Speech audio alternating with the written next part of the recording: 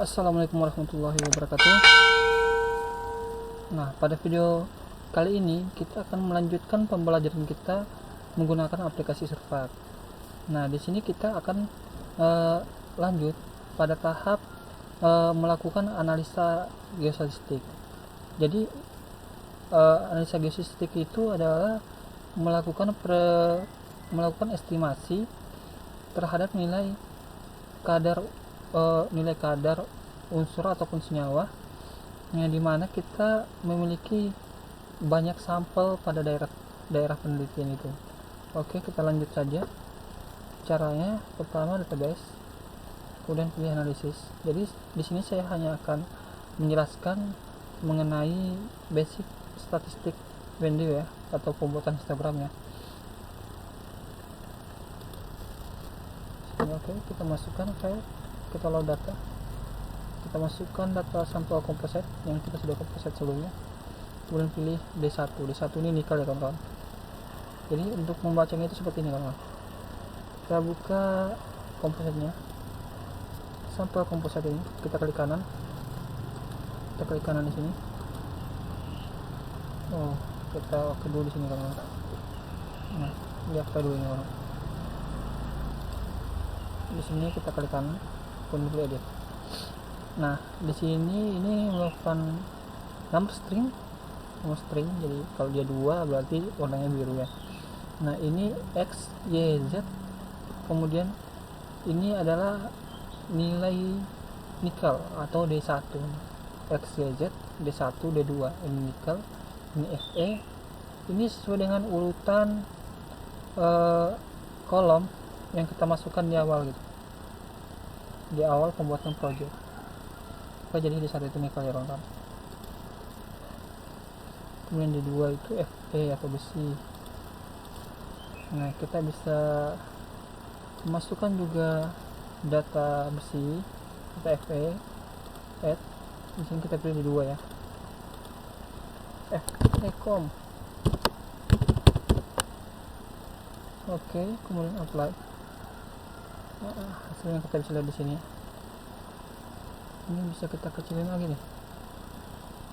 Caranya di sini. Ini jadi kalau mau lebih kecil lagi di 0,05 itu. Apply. Nah, jadi dia lebih kecil lagi. Kita bisa lihat nilai distribusinya di ini yang pertama ya, sesuai normal distribution flow. Kemudian pilih ini untuk melihat hasilnya. Kita juga bisa membandingkan antara nilai nikel dengan Fe gitu untuk melihat hubungannya distribusi XYZ ini. Kemudian masukkan nilai nikel yang kita buat tadi, Fe gitu ini. Kemudian apply. Nah, kita bisa di sini. Oke kawan-kawan, sini naik ya, kurvanya naik nih. Jadi di sini ada tulisan seperti ini kawan-kawan, correlation coefficient itu 0,3520, yang itu artinya bahwa apabila nilai kadar nikel naik, maka nilai kadar besi juga ikut naik. Nah, tetapi apabila di sini correlation koefisiennya itu nilainya 0, itu artinya tidak berpengaruh antara kenaikan nilai nikel gitu terhadap nilai Fe gitu.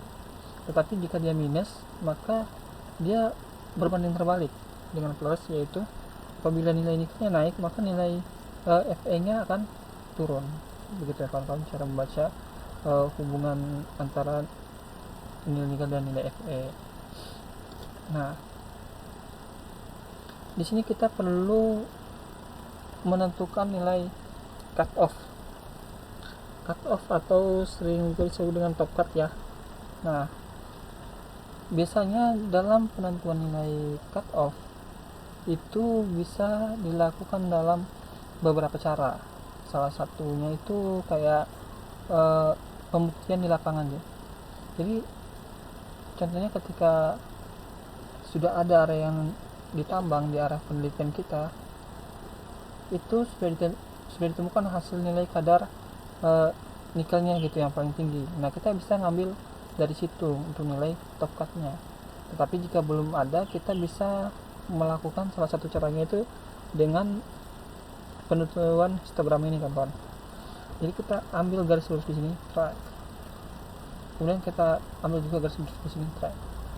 Nah, kira-kira yang titik tingginya itu posisinya di mana gitu, penentunya gitu, sebelum dia lurus begini. Itu kira-kira di sini ya, di sini yang kawan-kawan. Jadi di sini, setelah di sini tarik di sini, kemudian kita lihat di sini, kawan-kawan. Oke. Itu berada pada kisaran 3,3 kawan. Jadi kalau kita lihat di sini, ini kali ini kita ambil di sini, perkiraan kita di sini ya, perkiraan kita di sini. Kalau di sini itu nilainya berapa? Di sini ya, di sini. Nah, oke, 3,1 ya kawan-kawan. Jadi kita perkirakan nilai top cut kita itu 3,1. Cara buatnya, kita pilih fill tools, kemudian string match. Di sini kita pilih sampel composite. Langsung kita kontrol gitu. Kita buat sini sampel composite cut saja. Nah, masukkan nilai D gitu, nilai D1, nilai nikelnya yang kita akan keluar. Buat rumus juga if dalam kurung nilai D1 lebih besar daripada 3,1, maka nilainya akan 3,1.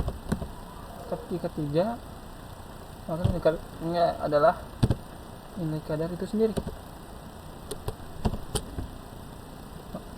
Apply.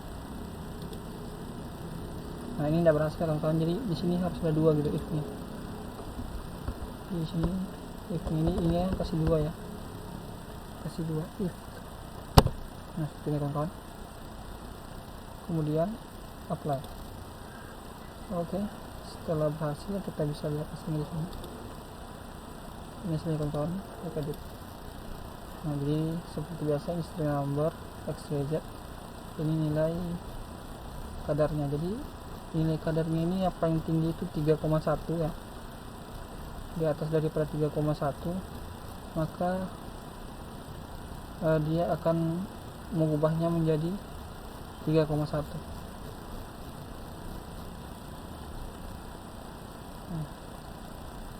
Oke, seperti itu kawan-kawan. Jadi cukup untuk pembelajaran video kali ini. Selanjutnya kita akan lanjutkan untuk pembuatan blok model.